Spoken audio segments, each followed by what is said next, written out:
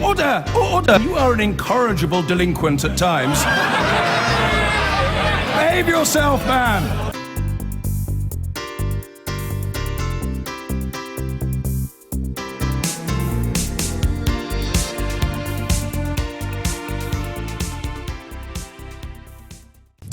London's junior doctors are preparing for another round of strikes. Earlier this week, the BBC's Inside Out programme gave a flavour of the stress and anxiety in the profession at the moment.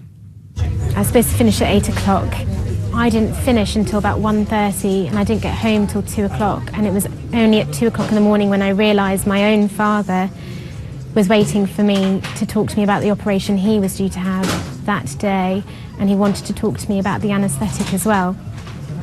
And I just felt really bad because his daughter's a doctor and I felt like I couldn't look after my own father. But I was trying to help someone else. That's really difficult. It's really difficult because I feel like I've totally failed as a daughter. 2 weeks after we filmed with her, Salwa collapsed while working, suffering dehydration, low blood sugar and a racing heart rate of 150. Well, last month, Health Secretary Jeremy Hunt said he would impose the new contracts from August 2016. With neither side backing down, we're asking today how this will end. And joining us in the studio are Dr. Hamid Khan, an A&E doctor at Tooting St George's Hospital, and Sam Bowman from the Adam Smith Institute. Welcome to you both. Where is this going to end? Well, I think the key issue to realise is that the whole premise for the junior contract, the 7-day NHS that the Health Secretary pledged in the last election, is completely flawed. Jeremy Hunt has constantly manipulated data from a research study that was done earlier to scare the public into believing that more people who are admitted on weekends die as a result of understaffing. This isn't true at all.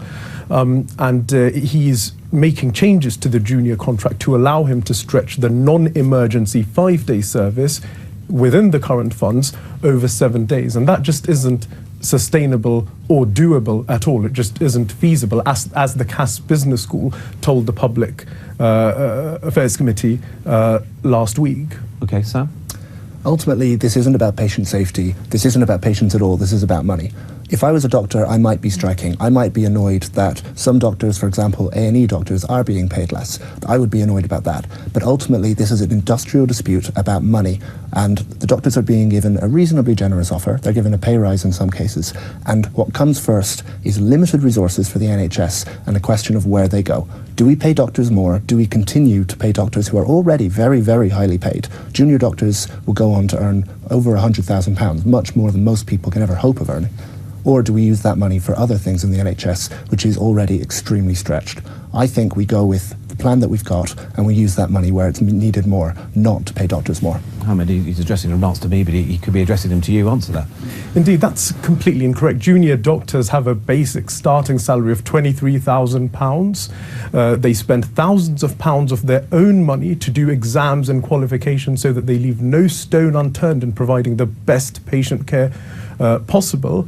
They work 60 to 70 hours a week routinely, and together with other healthcare workers, they provide about £1.5 billion worth of unpaid, unrecognised overtime to the NHS. So the British taxpayer gets brilliant value for money out of junior doctors. The whole £100,000 thing is just completely wrong. No junior doctor earns that much. But a junior doctor will go But on this is to about the junior doctor contract. We're not talking about the consultant contract. We're talking about doctors. Junior doctors are junior doctors. Just a second. We're talking about doctors who will go on to earn multiples of £100,000. No, they won't. That's completely wrong. A senior consultant will earn multiples of £100,000. We both know that. No, that's complete nonsense. But you're saying you weren't saying a junior doctor gets 100,000, though. But when someone becomes a doctor, yes. So the most a junior doctor can earn is about £70,000. What about those issues? That's at the upper end. But Hamid says that there's a lot of stuff that isn't monetarised. Is that stuff that they do, which doesn't get thought of now, and they do long hours and so on. How do you answer? So do nurses, and so do lots of other healthcare workers. If the idea is that we're paying people according to the effort they put in, then we should be talking about nurses' salaries. We should be talking about the salaries of people much lower down in the pecking order. If we're talking about how to get the best value for money for people who use the NHS, patients and taxpayers, then I think the key is to restrict the amount of money we're paying doctors, to make sure it doesn't go up any further, because they will go on later on to earn much more than almost anybody could ever hope to afford. Save those thoughts, come back out in a moment. Let's get a political take on this. Well, I think it's pretty clear. I mean, Jeremy Hunt himself this week has said he had to do this because he wanted to, quote, stop dealing with militant staff. That tells us that he came at it from a completely the wrong angle, that he has escalated this to a ridiculous level when you're dealing with people who really want to serve patients in the NHS. They're public servants who really believe in what they do. He should never have let it escalate to this level. And we've looked at the funding on the Public Accounts Committee, and you're right, it is about the maths, but they never did the maths about 7-day working, and they never did the maths on this issue. And it came out in a hearing we did only. Do you allow Meg Hillier to get away with that, to say that? Well, I think we need 7-day working for the NHS. I disagree with the doctor. I mean, I wouldn't like to go into hospital with a real problem at the weekend. I don't care what statistics are.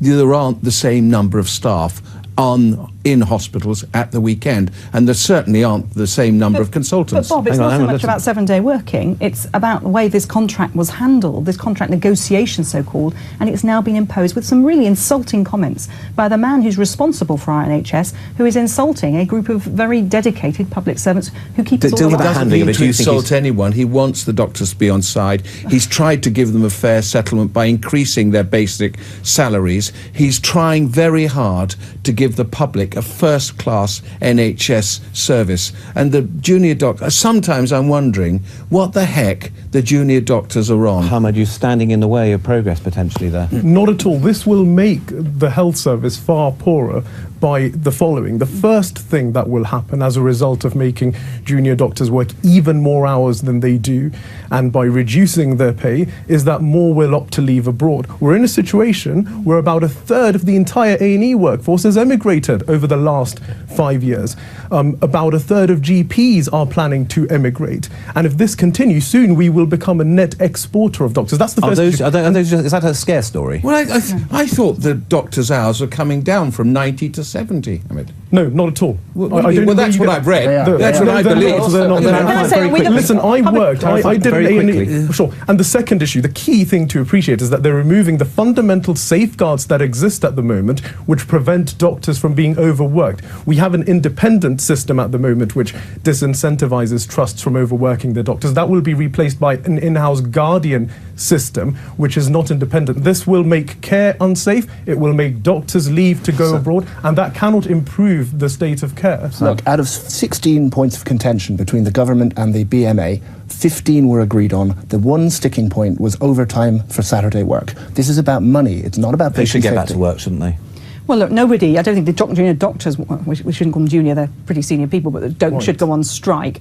They don't want to go on strike, they don't want to do this. But look, the Secretary of State has mishandled this stupendously badly. OK, you've made that point. You have a last word. Sure, I would go with Dan Poulter, who is a Conservative MP, who was a former Minister of Health, who is also a doctor, who knows this system far better than any of you do, frankly, because he's a doctor. And he also feels that the new contract is unsafe in terms of making doctors over-fatigued and unfair, which will result in more and more leaving abroad. I said last word, but Bob Stewart, you don't expect the government to back down on this. They've given their final I don't best think they will, and I hope the doctors will stay working, and I don't expect them to actually put patient safety at risk. Okay. They can't. They've signed an oath not to do so. Thank you to you two. Thanks very much indeed for coming in.